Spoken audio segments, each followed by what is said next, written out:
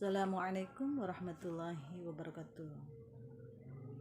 Alhamdulillah, pada kesempatan kali ini saya akan menjelaskan materi Al-Quran Hadis kelas 10 semester 2 dengan materi pokok pembagian hadis.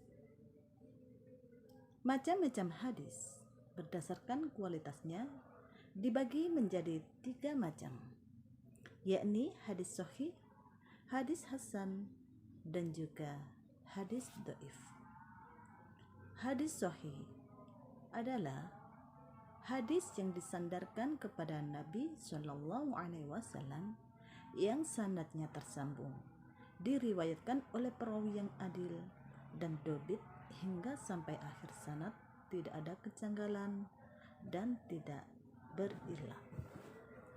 Syarat-syarat hadis sahih menurut ta'rif muhaddisin yaitu bila memenuhi 5 syarat. Yang pertama, syaratnya tersambung. Yang kedua, periwayatan bersifat adil. Yang ketiga, periwayatan bersifat dhabit.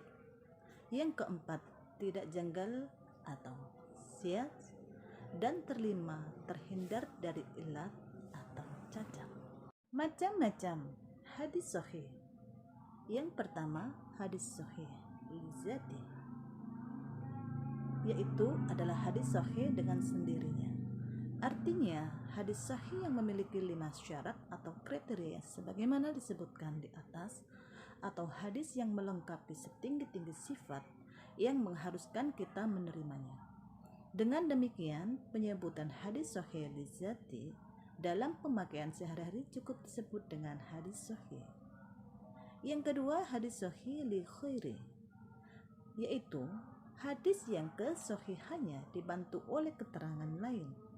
Hadis pada kategori ini pada mulanya memiliki kelemahan pada aspek kedobitannya, sehingga dianggap tidak memenuhi syarat untuk dikategorikan sebagai hadis sahih.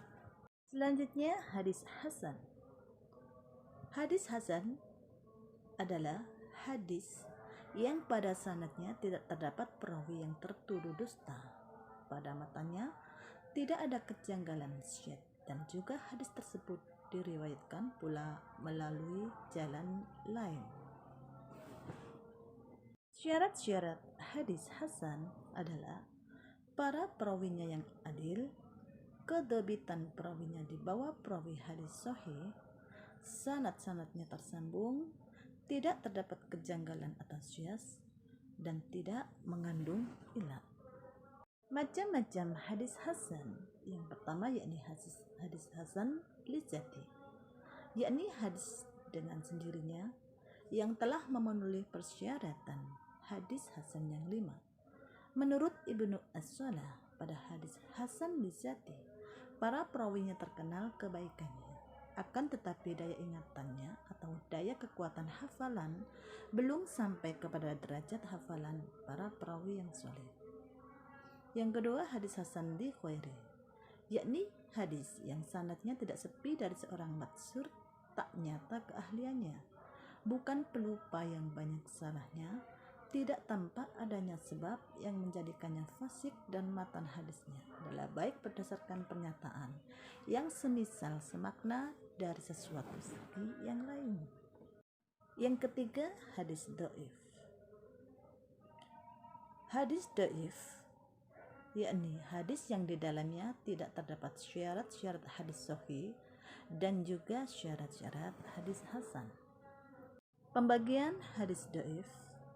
Yang pertama, dhaif dari sudut sandaran matanya. Yang kedua, dhaif dari sudut matanya. Yang ketiga, dhaif dari salah satu sudutnya, baik sanad ataupun matan secara bergantian. Yang keempat, dhaif dari sudut matan dan sanadnya secara bersama-sama. Yang kelima, dhaif dari segi bersambungan sanadnya. Yang keenam, berhujjah dengan hadis dhaif. Selanjutnya kita beralih materi Al-Quran Hadis kelas 11 semester 2 dengan materi pokok makanan yang halal dan baik.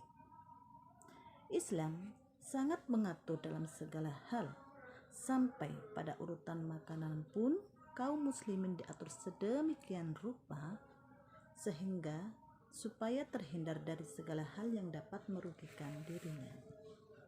Beraneka makanan yang kita makan akan membentuk karakter dan juga kebiasaan kita. Misalnya, seseorang yang mengkonsumsi alkohol, dia akan nampak mudah marah dan emosi tidak stabil. Maka dari itu kita harus selektif terhadap makanan. Seperti yang sekarang ini banyak sekali daging babi dicampur dengan daging sapi dalam bentuk kemasan. Juga ada perdagangan ayam tiren. Allah menyuruh manusia memakan makanan yang halal dan juga yang baik, yaitu yang makanan yang dibolehkan dari segi hukumnya, baik halal dari segi zatnya maupun hakikatnya. Lawan dari makanan halal adalah makanan haram. Makanan halal menurut zatnya misalnya adalah telur, buah, sayur, daging sapi, dan juga daging kambing. Makanan halal menurut hakikatnya adalah makanan yang diolah dan didapat dengan cara yang benar menurut agama. Sebaliknya makanan yang haram zatnya adalah makanan yang dilarang oleh agama. Misalnya daging babi, daging anjing, darah, dan juga bangkai, kecuali bangkai ikan dan juga bangkai belalang. Haram menurut hakikatnya adalah cara memperolehnya atau mengolahnya tidak sesuai dengan ajaran Islam, misalnya tidak disembelih.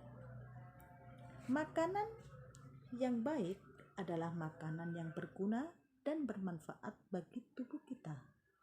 Dan makanan tersebut juga bersifat kondisional. Artinya apa?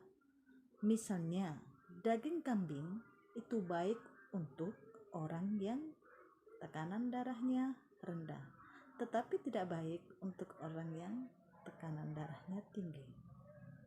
Dan makanan yang halal itu diolah dengan benar, tidak mengandung zat yang berbahaya bagi kesehatan tubuh kita.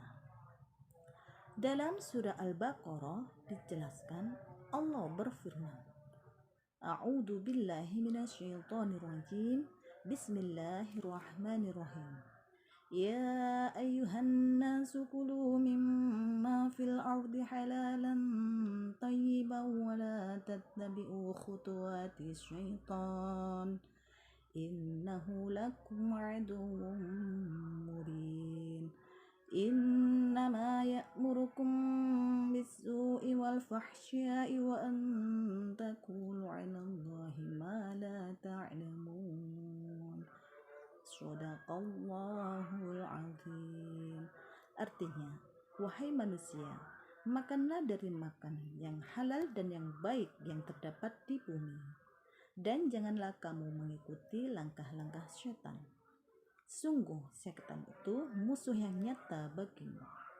Sesungguhnya setan itu hanya menjerumuskan agar kamu berbuat jahat dan keji dan mengatakan apa yang tidak kamu katakan. Ketahui tentang Allah.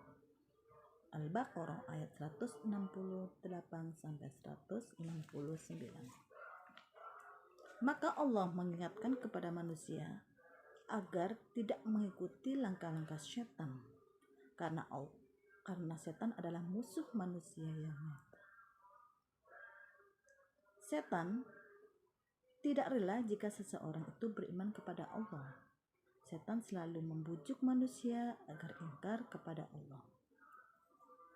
Dalam surah Al-Baqarah ayat 172, Allah menyuruh kita mensyukuri nikmat-Nya jika kita benar-benar beribadah kepada Allah.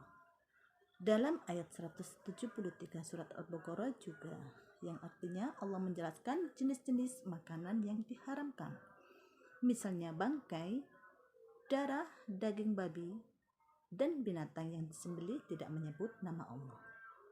Bangkai adalah binatang yang mati karena tidak disembelih, misalnya karena sakit, tertabrak, terjatuh, atau terhimpit, kecuali bangkai ikan dan belalang. Darah. Darah adalah darah yang mengalir, itu juga diharamkan. Selanjutnya daging babi. Daging babi diharamkan karena dia adalah binatang yang jorok dan kotor. Jika dalam keadaan darurat, makanan yang haram bisa menjadi halal karena dikhawatirkan jika kita tidak makan akan mengalami kematian. Tetapi itu pun hanya sekedarnya saja dan tidak melewati batas. Dalam sebuah hadis dijelaskan, hewan yang tidak halal adalah hewan yang mempunyai taring, berkuku tajam, misalnya singa, macan, harimau, beruang, dan juga kera. Selanjutnya, yakni materi Al-Quran Hadis kelas 12 semester 2. Materi pokoknya tentang jujur dan adil. Jujur berarti berkata benar. Seorang dikatakan jujur apabila ia berkata sesuai dengan kenyataan. Kenyataan ini meliputi sesuatu yang dipikirkan dalam hati atau pikiran, perbuatan yang dilakukan, dan informasi atau objek yang dikatakan. Dengan demikian, jujur itu adalah perilaku yang mencerminkan kesesuaian antara hati atau pikiran, perkataan, dengan kenyataan. Seseorang yang tidak sesuai antara hati dan perkataannya disebut tidak jujur. Misalnya kita menyanggupi datang sewaktu diundang oleh teman, padahal dalam hati kita mengatakan tidak akan datang karena berbarengan dengan kegiatan lain. Karena tidak ingin mengecewakan teman, kita kemudian menyatakan akan datang. Ini merupakan suatu ketidakjujuran. Bentuk ketidakjujuran misalnya juga tidak sesuai dengan perkataan objek yang dikatakan. Misalnya, ketika tidak bisa hadir pada waktu yang ditentukan, kemudian membuat alasan yang tidak benar, misalnya sakit atau apa. Lah itu disebut juga bohong karena mengatakan sesuatu yang tidak sesuai dengan kenyataan. Ajaran Islam tentang jujur dan adil sebagaimana firman Allah Subhanahu wa taala dalam surah Al-Ahzab ayat 70 yang berbunyi, A'udzu billahi minasy syaithanir rajim. Bismillahirrahmanirrahim. Ya ayyuhalladzina amanu taqullaha wa qulu qawlan sadida. Wahai orang-orang yang beriman, bertakwalah kamu kepada Allah dan ucapkanlah perkataan yang benar. Kejujuran akan membimbing dan mengarahkan seseorang ke jalan kebaikan, dan sebaliknya perkataan dusta akan mengarah ke jalan keburukan. Seperti sabda Nabi Shallallahu Alaihi Wasallam yang artinya, dari Abdullah bin Mas'ud radhiyallahu an, sesungguhnya sikap jujur itu akan membawa kepada kebaikan, dan kebaikan membawa ke surga. Sungguh seorang laki-laki bersikap jujur hingga tercatat di sisi Allah sebagai orang yang jujur. Sedangkan sifat dusta itu membawa kepada keburukan, dan keburukan membawa ke neraka. Sungguh seorang laki-laki berkata dusta hingga tercatat di sisi Allah sebagai orang yang dusta. Hadis riwayat Bukhari dan Muslim. Yang kedua adalah perilaku adil. Adil merupakan sifat yang sangat ditekankan dalam Islam. Allah Subhanahu wa taala menegaskan dalam surah Al-Maidah ayat 8 yang berbunyi, A'udzu billahi minasy syaithanir rajim. Bismillahirrahmanirrahim. Ya ayyuhalladzina amanu kunu qawwamina lillahi syuhada'a bil qist wa la yajrimannakum sana'anu qaumin ala alla ta'dilu i'dilu huwa aqrabu littaqwa wattaqullah innallaha khabirum bima ta'malun, yang artinya, wahai orang-orang yang beriman, jadilah kamu sebagai penegak keadilan karena Allah ketika menjadi saksi dengan adil, dan janganlah kebencianmu terhadap suatu kaum mendorong kamu untuk berlaku tidak adil. Berlaku adillah, karena adil itu lebih dekat kepada takwa, dan bertakwalah kepada Allah. Sungguh Allah Maha teliti terhadap apa yang kamu kerjakan. Ada 3 dimensi makna adil, yakni kesamaan, yakni memberikan perlakuan yang sama kepada semua orang. Keseimbangan, yakni dalam beberapa hal diperlukan dalam tercapainya suatu tujuan yang telah ditetapkan. Yang ketiga, proporsional, yakni menempatkan segala sesuatu pada tempatnya atau memberikan setiap hak kepada pemiliknya. Cara mengembangkan perilaku adil dan jujur. Di sekolah misalnya, saat penilaian, baik penilaian harian, tengah semester atau akhir semester tahun, maupun ujian sekolah, masih sering ditemukan perbuatan tidak jujur, mulai dari bertanya jawaban kepada teman sampai mencontoh. Maka dari itu kita harus bersikap jujur dan juga adil.